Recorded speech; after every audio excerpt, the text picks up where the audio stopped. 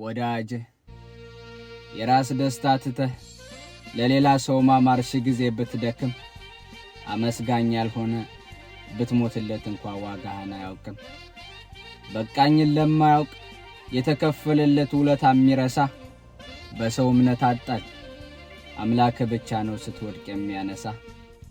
ፍቅርን አስቀድመ ለወዳጅ ሳስተህ እጥፍ ብትጎዳ መልካም እንዳትጠብቅ ከዚህ ከንቱ ትውልድ አምላኩን ከከዳ።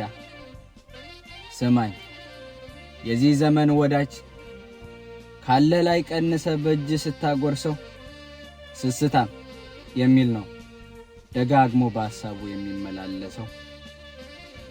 ብቻ እልህ በመጋባት ከሰዋዊ ወጣ እንዳትሆን መጥፎ ሰው በበጎነት ውስጥ ስለሚማር ያ ሰው። አዝናህ አትቀመጥ አንተ ያልሆንከውን መጥፎ እንኳን ቢወራ መባልን ሳይሆን መሆንን ግን ፍራ።